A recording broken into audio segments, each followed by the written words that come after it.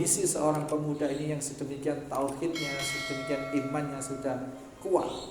Seseorang yang beriman, seseorang yang berakidah, bertauhid lurus, maka dia tidak akan pernah berpikir jalan atau solusi yang di luar yang diridhoi oleh Allah Subhanahu wa taala.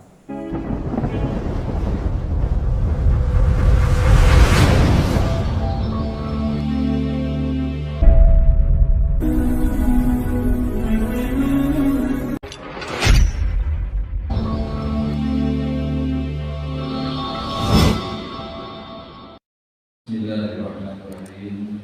Assalamualaikum warahmatullahi wabarakatuh.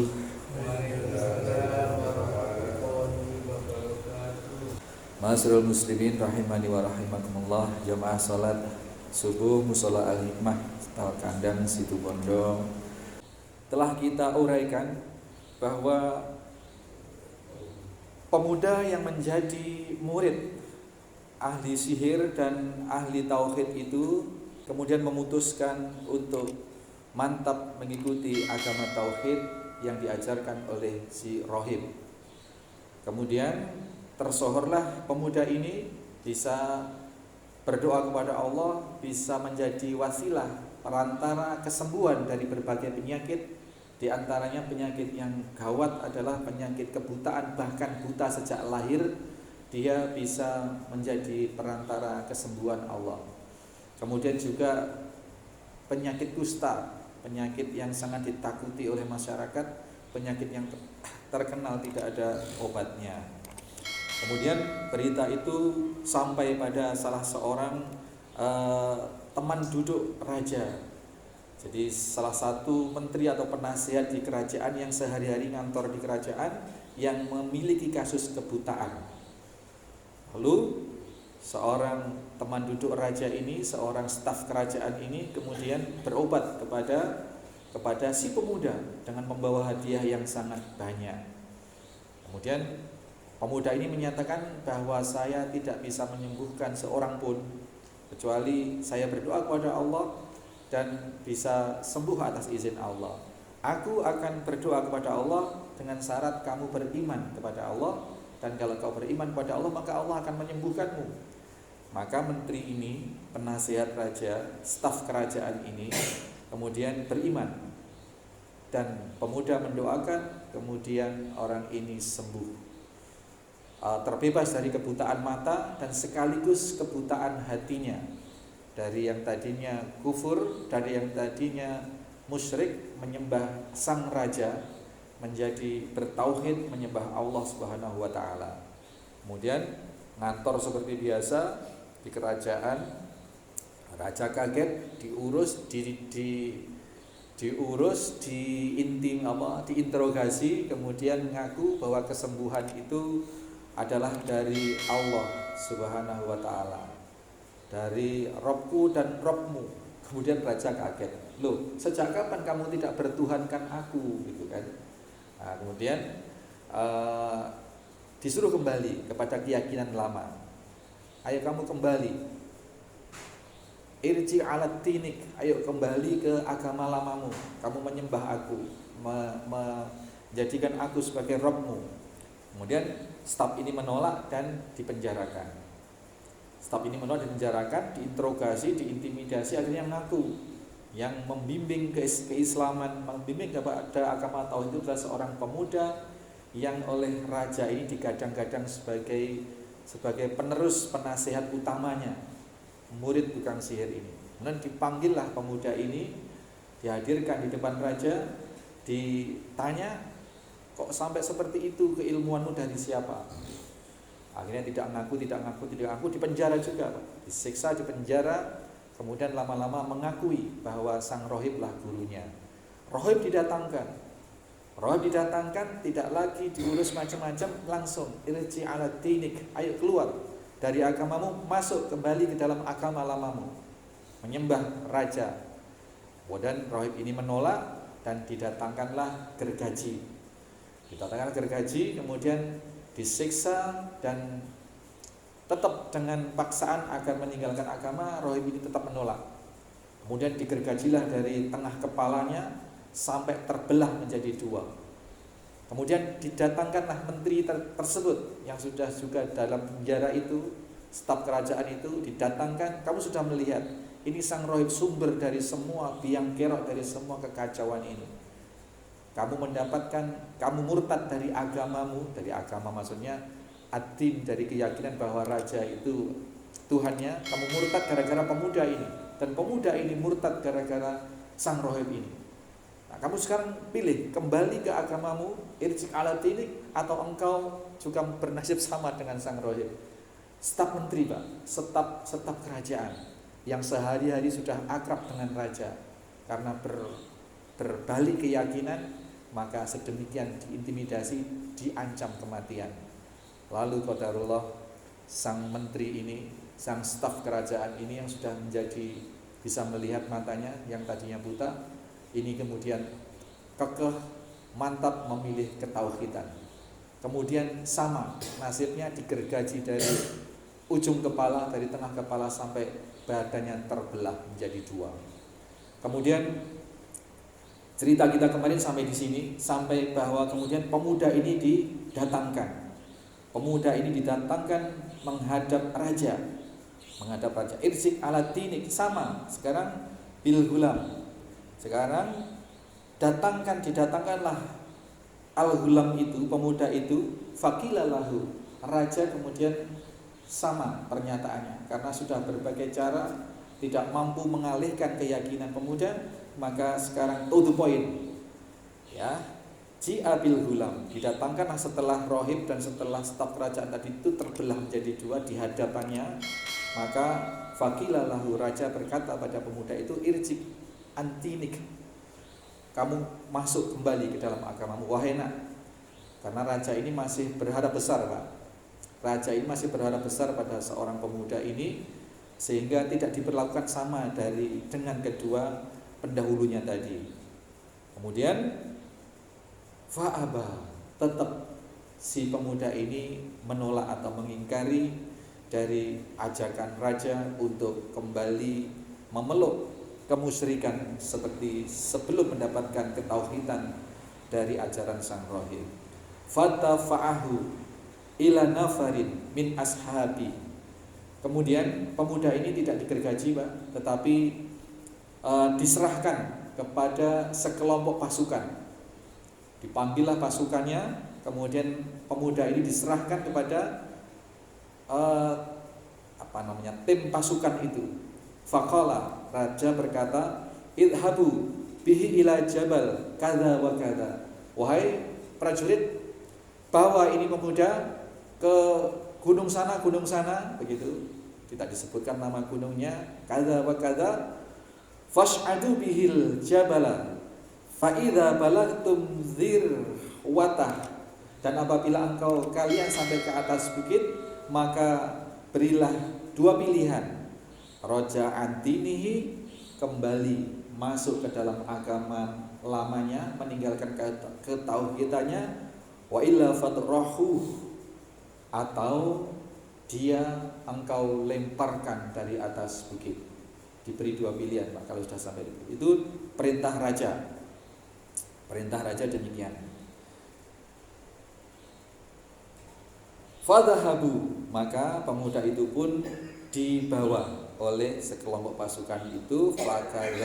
Fadhahabu bihi fasa'idu bihil jabal, dan akan dilemparkan dari atas bukit, dari atas gunung. Karena ternyata dalam dialognya sang pemuda tetap memilih agama ketauhidan. Nah, karena sudah akan dilemparkan dari atas gunung, maka pemuda ini berdoa. Faqala, berdoa, berkata, Allahumma ikfinihim bima syi'ta. Ya Allah, hindarkanlah aku dari kejahatan mereka dengan cara bima syi'ta, dengan cara yang engkau kehendaki. Bapak Ibu sekalian, kita dalam kehidupan sering mentok dengan keadaan. Kita sudah tidak punya lagi pilihan, tidak ada lagi gambaran alternatif apa untuk jalan keluar. Nah, dikala semua sudah buntu seperti itu, ini hadis ini mengajarkan kepada kita, maka disitulah peran Allah akan benar-benar hadir. Maka ketika kita sudah mentok dengan jalan yang benar, ekonomi sulit atau apapun, ketika alternatif A, B, C, D yang baik-baik sudah tidak mungkin lagi, maka pilihannya adalah disitulah mulai Allah, disitulah hati kita seharusnya tergiring kepada kesadaran bahwa Allah yang Maha Kuasa dan Allah yang akan bisa berbuat apapun. Bima syi'ta, jadi dengan cara Allah sudah. Maka tidak dibenarkan seorang yang beriman, seorang yang memiliki akidah tauhid yang kuat akan berpikir alternatif yang di luar jalan keimanan. Misalkan datang ke dukun, oh dengar di mana, di Sidoarjo, di mana ada seorang pintar yang bisa begini. Terpikir ke sana.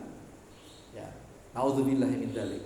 Nah, pemuda ini menggambarkan, Rasul menceritakan kondisi seorang pemuda ini yang sedemikian tauhidnya, sedemikian imannya sudah kuat.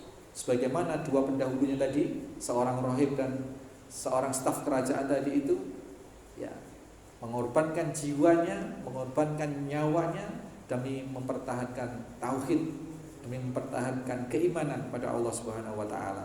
Nah, seseorang yang beriman, seseorang yang berakidah, bertauhid lurus, maka dia tidak akan pernah berpikir jalan atau solusi yang di luar yang diridhoi oleh Allah Subhanahu wa taala. Ketika sudah mentok, kembalinya kepada Allah Subhanahu wa taala. Ini sudah tidak ada pilihan, tangan diikat, kaki dirantai mungkin, tapi prajurit sudah siap melemparkan dari atas jurang, dari atas gunung, bukit yang tinggi, dan kalau dilempar menurut ukuran manusia ya pasti mati lah, di bawah tebing-tebing berbatu. Kita bisa bayangkan ya pasti dedel duel lah, mati. Nah, ketika sudah di ujung kematian, di ujung ancaman seperti itu, kita diajarkan berserah diri kepada Allah dan berdoa kepada Allah. Allahumma ikfinihim bima syi'ta. Ya Allah, hindarkanlah aku dari kejahatan mereka, para orang-orang yang akan mencelakai aku ini, dengan caramu ya Allah. Manusia gak ngerti caranya Allah bagaimana. Nah, mendengar setelah berdoa seperti itu, Bapak Ibu sekalian, apa jawaban Allah? Farajafa bihimul jabal. Maka gunung ini bergoyang, gunung ini terjadi gempa, terjadi goncangan, nyaris-nyaris gunung ini hancur. Ya, fasaqatu, dan mereka para orang-orang yang akan menyiksa dan melemparkan itu berjatuhan, justru mereka yang jatuh gitu, justru mereka yang jatuh ke jurang. Dan pemuda selamat. Kemudian setelah itu usai, faja'a yamshi ilal malik. Pemuda ini dengan kesatria, Pak, balik menghadap raja. Kalau kita kayaknya kabur ya, Pak ya. Kalau kita kabur saja sudah. Tapi pemuda ini punya misi besar, yakni mendakwahkan tauhid. Berharap raja dan seluruh rakyat itu bisa menerima tauhid, bisa menerima agama Islam sebagaimana yang dia yakini saat itu. Kembali menghadap raja. Harusnya kalau bayangan kita harus kabur saja ini, selamat kita. Kembali ke raja. Kemudian faqala lahul malik, ma fa'ala ashabuk? Apa yang dilakukan prajurit-prajuritku terhadapmu wahai pemuda? Kok prajuritnya enggak balik? Dia yang balik gitu. Kemudian faqala, pemuda ini menjawab, kafanihimullahu ta'ala. Dia hanya menjawab bahwa Allah Subhanahu wa ta'ala menghindarkanku dari kejahatan mereka. Tidak dijawab macam-macam, hanya dia jawab, selalu jawabannya mengarah kepada kekuasaan Allah. Fakafanihimullahu ta'ala, Allah menghindarkan aku dari kejahatan mereka. Ini ya Masya Allah, ini benar-benar dia berniat berdakwah, menyampaikan ketauhidan itu kepada sang raja, yang targetnya nanti adalah seluruh rakyat kerajaan itu, seluruh manusia, agar tidak lagi musyrik, agar tidak lagi menyembah kepada sang raja. Fadafa'ahu ila nafarin min ashabihi. Kemudian kembali raja ini memanggil kompi pasukan yang lain. Satu kompi pasukan yang lain, ya, ila nafarin min ashabihi, satu kelompok dari pasukannya. Faqala, kemudian kembali berkata pada pasukan itu, idhabu bihi fahmiluhu fi kurkuri. Bawalah pemuda ini naik ke kapal, lalu bawalah ke lautan. Wa tawassatu bihil bahra. Bawalah ke tengah, naikkanlah dia ke kapal, bawalah dia naik ke kapal dan bawalah ke tengah lautan. Fa in raja'a an dinihi wa illa faqdhifuhu fadhahabu bihi. Kemudian sama pilihannya tadi. Kemudian apabila kalian sudah sampai kepada keadaan di tengah laut, maka berilah pilihan. Apabila dia mau kembali ke agama yang lama, apabila fa'in roja'a antinihi, atau dia kalian ceburkan, kalian lemparkan ke laut. Fadhahabu, dan mereka membawa pemuda itu. Faqala, kemudian setelah dalam kondisi yang sangat genting di atas kapal, yang pilihannya sudah pasti pilihan yang kedua, tidak mau kembali ke dalam agama lama, maka dia kembali berdoa dengan doa yang sama. Allahumma ikfinihim bima syi'ta. Ya Allah, hindarkan aku dari kejahatan mereka ini, orang-orang suruhan raja ini, dengan cara yang Engkau kehendaki. Kemudian apa yang terjadi Bapak Ibu sekalian? Fangkafa'at bihimus safinah, maka kapal itu mendadak ombak bergoncang dan kapal itu terbalik. Bahariku, dan mereka tenggelam kecuali sang pemuda. Lalu entah bagaimana prosesnya, yang jelas kapal ini bisa minggir kembali dan pemuda ini kembali menghadap raja. Ini Masya Allah ini ya. Ini betul-betul perjuangan yang gigih. Wajah ayam si ilal malik, faqala lahul malik. Sama prosesnya tadi, dia kembali kepada raja, dan raja bertanya pada sang pemuda tadi itu, ma fa'ala ashabuka, apa yang dilakukan prajurit-prajuritku itu kepadamu wahai pemuda? Faqala, sama jawabannya, kafanihimullahu ta'ala, Allah menghindarkan saya dari kejahatan mereka. Kemudian faqala lil malik, kemudian pemuda ini melanjutkan pernyataannya kepada raja. Innaka lasta biqatili, wahai raja, sesungguhnya engkau tidak akan bisa membunuhku, hatta taf'ala ma amaruka bihi, kecuali hingga engkau mengikuti petunjuk apa yang saya katakan, wahai raja. Qala, sang raja itu berkata, ma huwa, apa itu? Qala, tajma'un nas fi sya'idi wahidin. Pertama, kumpulkan seluruh rakyat, seluruh manusia di satu tanah lapang yang luas. Nih, petunjuk pertama.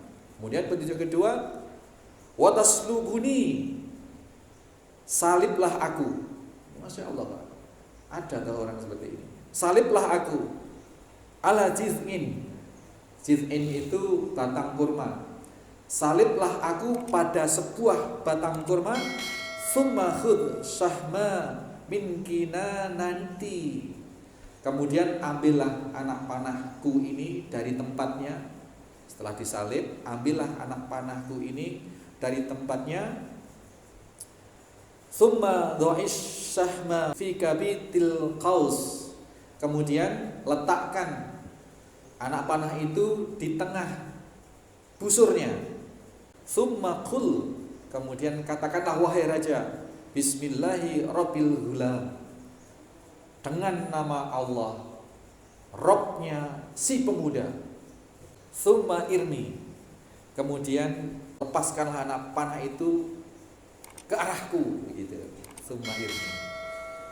Fa innaka idza fa'alta fataltani. Dan apabila engkau melakukan seperti itu, yang aku beri petunjuk tadi itu, qataltani, maka engkau akan bisa membunuhku.